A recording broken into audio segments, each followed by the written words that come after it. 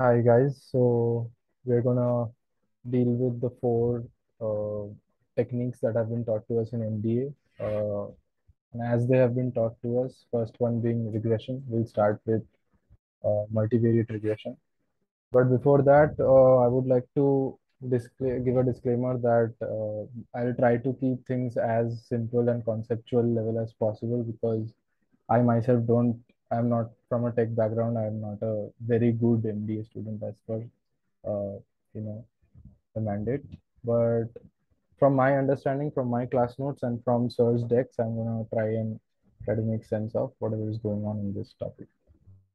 All right. So, firstly, we'll start with what regression. Before we start with regression, we're gonna discuss about what variables are, as to so to speak. So, any variable when we're speaking of has kind of three things that we need to talk about. The first of them being the label or the name of the variable. So that will come into account. Uh, Secondly, we'll talk about the value of the variable. And when we are talking about the value of the variable, that's why we are talking about this is uh, basically to understand what are we actually analyzing when we're talking about variables.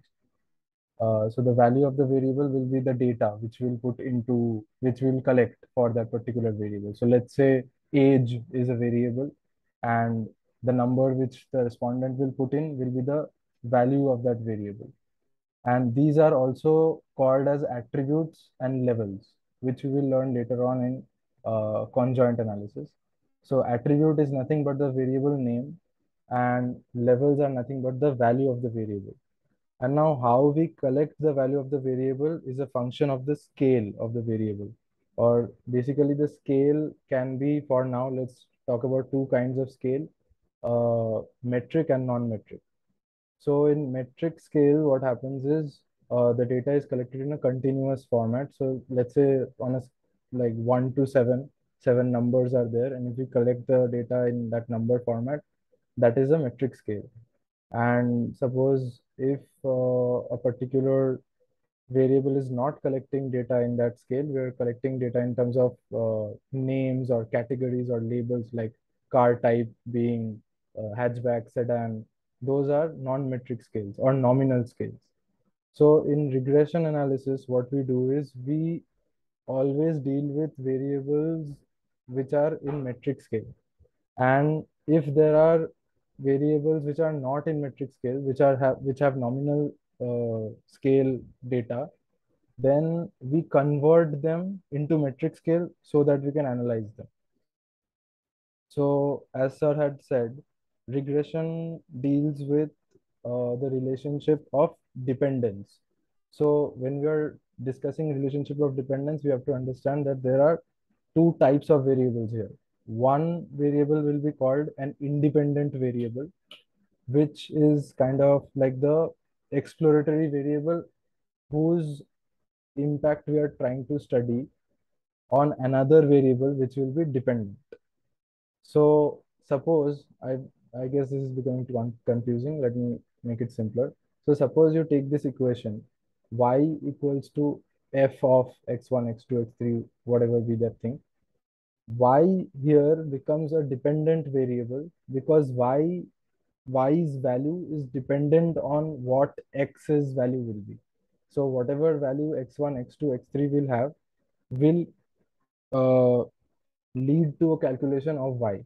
That is why y is the dependent variable and x is the independent variable. And once again, I'm saying this, all of them have to be in metric scale. If they are not in metric scale, we have to convert them into metric scale. Cool. So regression is that study which studies the impact of metric independent variables on metric dependent variables.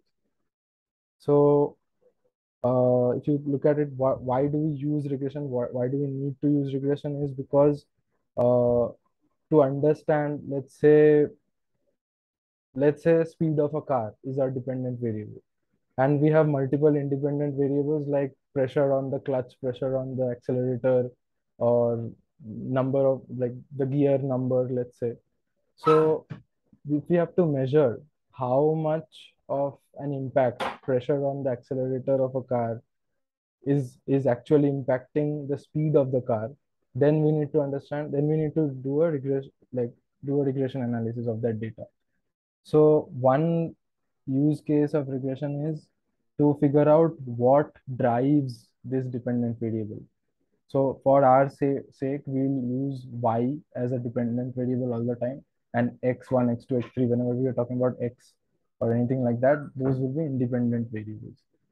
So when you are given like a list of, when you're given a questionnaire and you have a lot of questions, let's say a lot of statements, it is up to you or the researcher to figure out which one is the dependent variable and which one is the independent variable.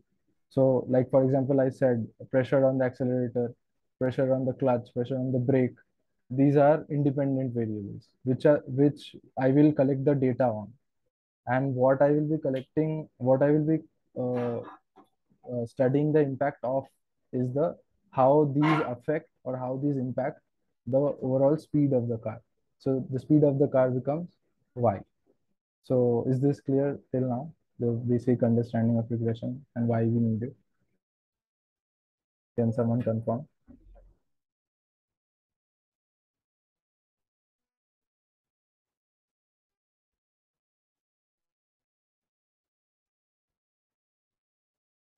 All right, thanks, Jonathan.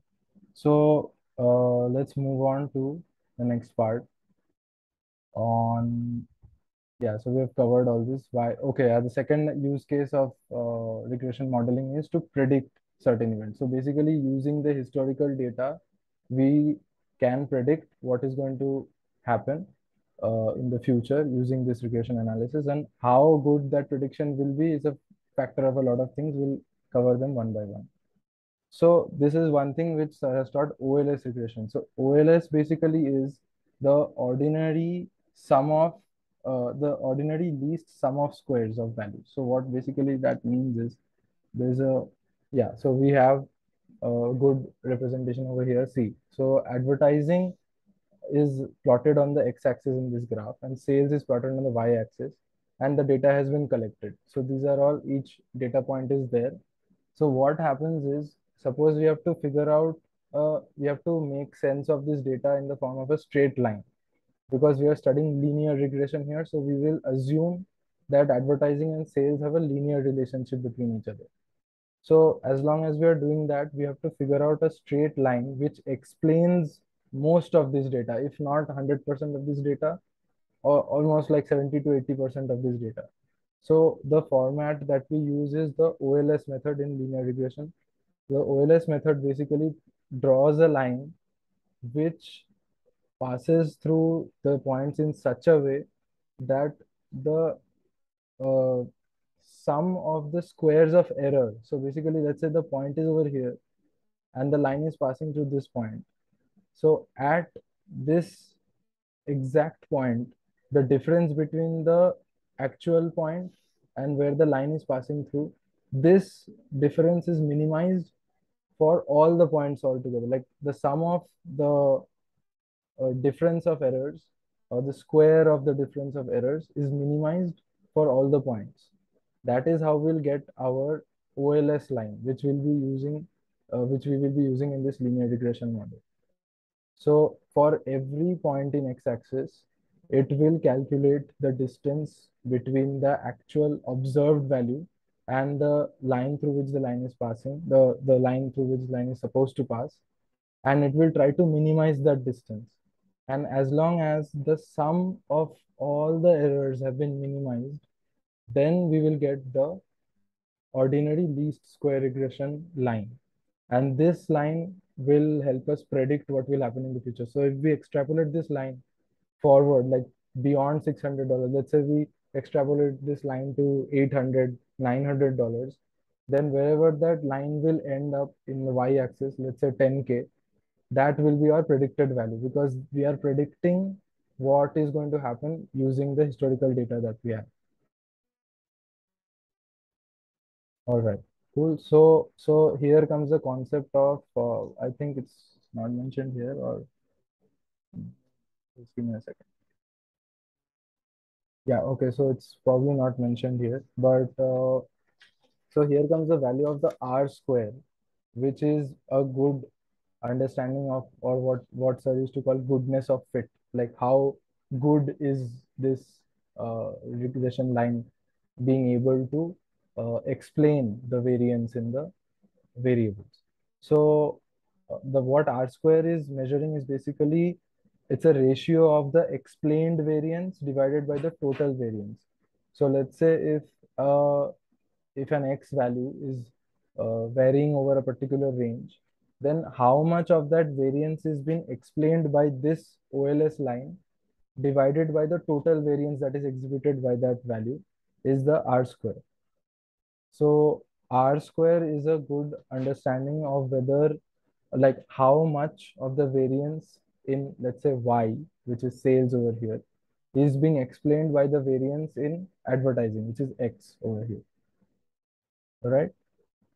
So typically R square should be 65% of variance at least. It's acceptable. Range is 65%, but Sarah said that over and above 70% of R square means that, yeah, it's good to go.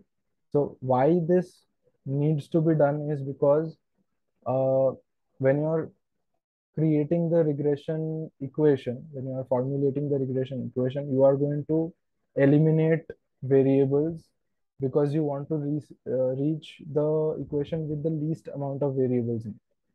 So what happens is when you remove variables from the regression equation, your R square will start falling. So there has to be an acceptable limit ki beyond which my R square should not fall. And that is why we need that check post कि ठीक है चलो R square 65% hit हो रहा है मतलब इसके नीचे तो मैं वेरिएबल ड्रॉप नहीं कर सकता. So that's where that concept comes in of R square. And so if you ran that regression analysis, what you will get is the SPSS output would look like this. So sales over here is the Y, which is the dependent variable, and advertising expenditure, which was plotted in the x-axis over here, that becomes your X, which is your independent variable. So you will get an equation where there will always be a constant value and the independent value. So independent variable, sorry. So suppose you had 3, 4 more independent variables. So advertising expenditure, something XYZ, something ABC, you had 2, 3 more, independent variables. Then those would also come into your equation. So your equation becomes y equals to, where this minus 0.412 comes from is the unstandardized coefficients. So minus 0.412 is the unstandardized coefficient of a constant. And because it's a constant, there is no variable attached to it.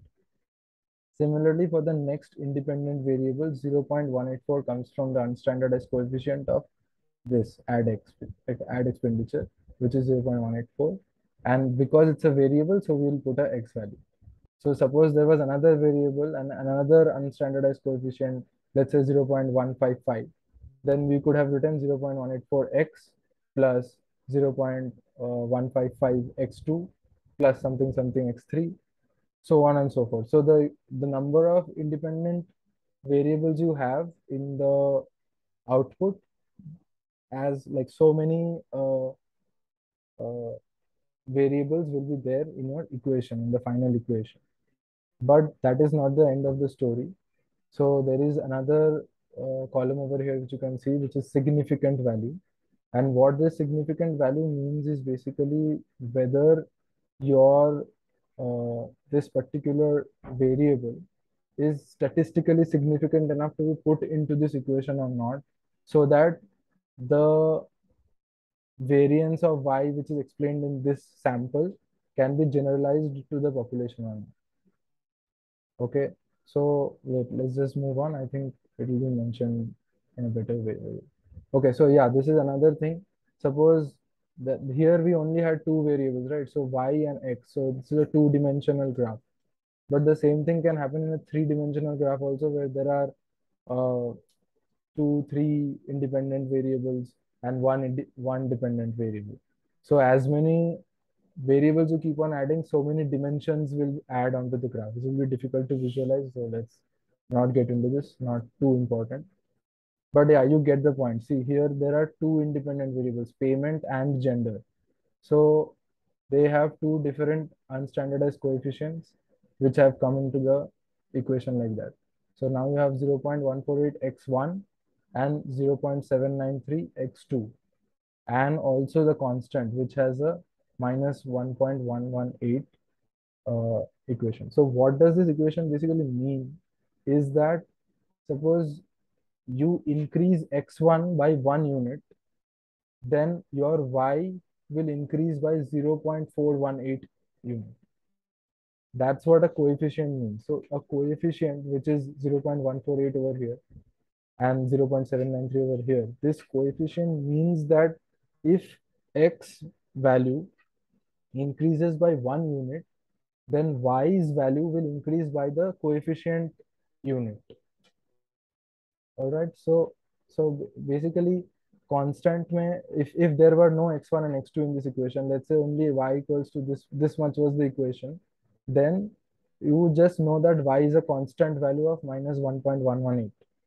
But when you are including an independent variable x1 into the figure, then it means that y's value is dependent on x's value, such that if x's value increases by 1 unit, then y's value will increase by 0.148 unit. So same goes for if this was a negative sign. If this was a minus 0.148, then that would mean that if x's value increases by 1 unit, then y's value would decrease by 0.148 unit. So does this mean that they are negatively correlated or anything? Possibly. It's difficult to say just on the basis of unstandardized coefficient. We need to look at the standardized coefficient in that sense. And I think, yeah. So standardized coefficients gives you the understanding of how relatively important an independent variable is as compared to the other independent variables. So over here, the dependent variable is credit card balance. And over here, you can see that 0.761 is the standardized coefficient of payment, which means payment is responsible for 76.1% impact on credit card balance. You can think of it in that, in layman terms like that. So you can say that payment is relatively more important than gender in impacting credit card balance. Does that mean, I mean, you can make sense of it, right? So this, whichever value is larger over here, will have a larger impact on uh, the on the dependent variable, which is credit card balance over here. Even if this was a negative sign, it would still mean that it has a higher impact, just that it has a negative impact. It's a negatively correlated uh, variable. And the significant value is comes into play only when you have a defined alpha value. So now what an alpha value is alpha is a measure of type 1 error. So type 1 error was taught to us in QT1, which meant basically that suppose there is a null hypothesis and you're not supposed to reject it, but you reject it. That is an error on the researcher's part, right? So that becomes your alpha or type 1 error. And now if you say that you have decided your alpha value or the significance level at 0.05, then you will only consider those uh, independent variables which have a variable in this column which is less than 0.05. So if if see over here, the significant value of payment is 0 and gender is also 0.005, which is all less than 0.05. So both of these variables can come into the regression equation. But suppose the significant value of gender was 0.10, we would not consider it to be a part of this regression equation. One huge mistake that I saw in Prabhuti's paper also last year, and it's a very common mistake that basically you tend to see if the significant value is larger or lesser, and you say that that impacts this uh, dependent variable to that extent. But significant value is not a measure of how much that variable impacts the independent variable. It is just to see whether it is statistically significant enough to be in the regression equation or not. The relative importance of the impact is measured by standardized coefficient, which are these values. All right. So yeah, here are some assumptions that you have to mug up in case you have to work on the thing. So first is linearity, which we are saying that the model is linear, which means uh, the independent variable and the dependent variable should have a linear relationship. This is an assumption we are taking when we are using OLS model. Spherical errors basically means the error or the frequency distribution of error will be following a normal distribution curve with mean equals to 0 and constant variance. So if mean equals to 0, if you have over here, your 0 expected error also comes into the play, which the mean of the errors will always be 0. And also with constant variance, you are also proving that it is there is homoscedasticity, or that the errors have constant variance. So if you are maintaining sphericity, then 0 expected error and homoscedasticity both are taken care of. There's nothing you can do about it. You have to mug this up. And if they ask you what are the, like what kind of assumptions are you taking when you're taking OLS model, these are the things. And non-autocorrelation is multicollinearity, which basically means that in this equation, x1 and x2 should not be very closely related. They should not have high collinearity, because that means that x1 and x2 have a combination effect or an interaction effect affecting y, which we cannot study in this equation. Here we are assuming that x1, x2, if there is an x3, then x3, and however many independent variables we have, we will assume that the relationship between the independent variables are they are non-collinear, they are not related to each other, and they have a high correlation with y. They all have a high correlation with y. So x1 and y have a high correlation, x2 and y have a high correlation, but x1 and x2 do not have a high correlation. That's what non-autocorrelation means. And yeah, so these are the steps for regression, what we've discussed. So there are two methods. There is an enter method where you put all the variables, and then you see whichever variable has a lesser significant value, you will only use those variables in the equation. And the second is stepwise regression, where you do iterative process. This is what Ashutosh that did in the class. You guys remember? So you either select all the variables and then you keep on eliminating the least significant variable with each iteration, or you can load one variable and see which one, till what point you're achieving an acceptable R square range, like let's say 70%, 75%, as well as all the variables in the equation have have a significant value less than that of the alpha that you have selected. And yeah, that's about it. Logistic regression is not a part. I don't think it's gonna come because he didn't teach it that well. But logistic regression does have a part to play in the further studies that we will do.